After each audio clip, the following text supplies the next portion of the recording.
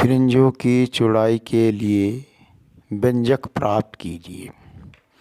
इसमें 3 पर्दे x Y Z होते हैं। पहले पर्दे में एक छिद्र एस होता है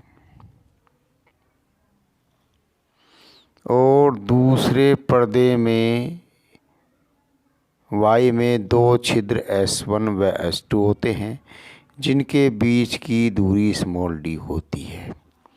इस वाई पर्दे से कुछ दूरी कैपिटल D दूरी पर एक अन्य पर्दा वाई जेड होता है और इन दोनों की बीच की दूरी कैपिटल D और पहले S1 व S2 फ्रिंजों या सिल्टों के बीच की दूरी स्मॉल d है।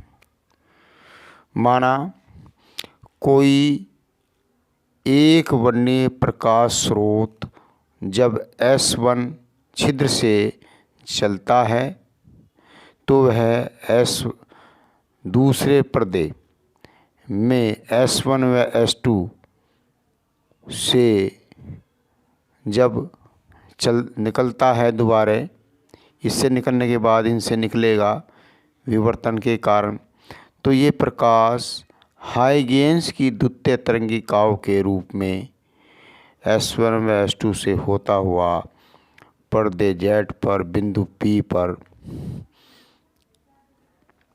फ्रिंज बनाता है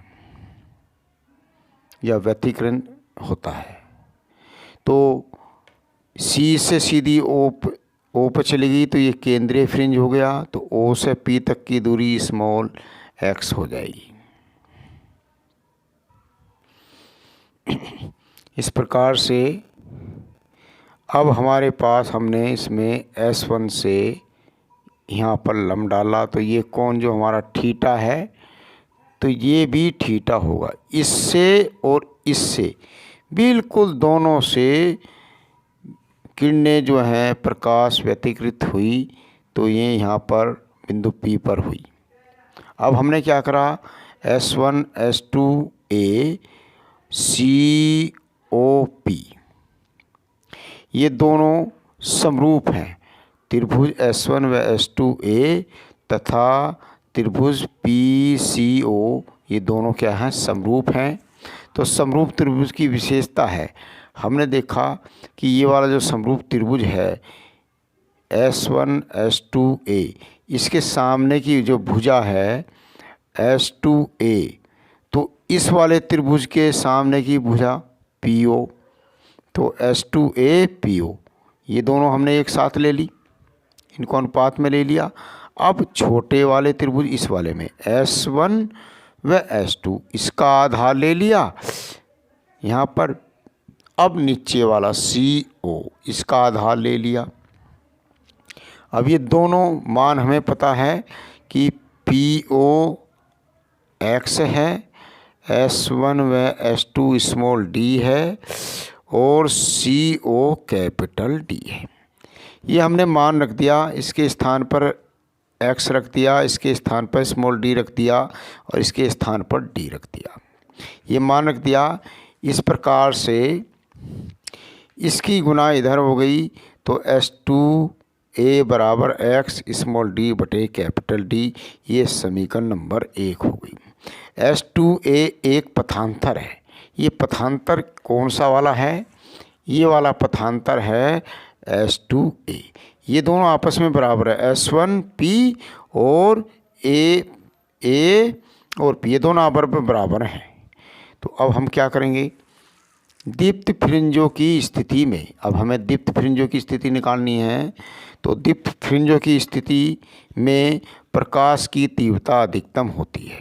जहाँ पर प्रकाश की तीव्रता अधिकतम होती है तो वहाँ पर पथांतर S2A बराबर m लैम्डा, जहाँ पर m बराबर 0 1 2 3 डॉट डॉट होंगे।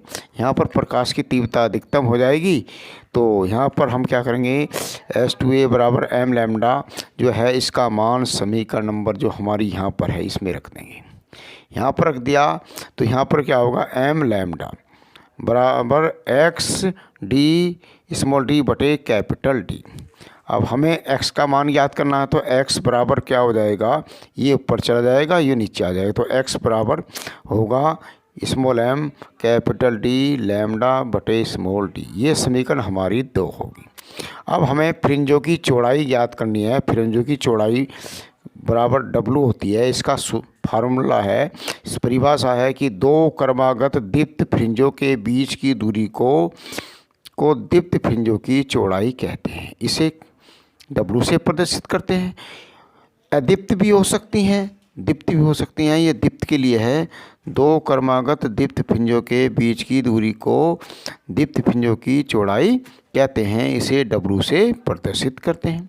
माना M और M+V दीप्त फ्रिंजों की केंद्रीय फ्रिंज O से दूरियां XM, जब हमने M लिया तो XM तथा जब M+1 ली तो XM+1 हो।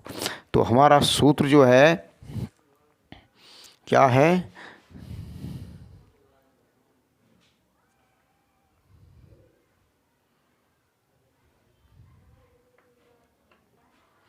तो W बराबर XM+1 माइनस XM।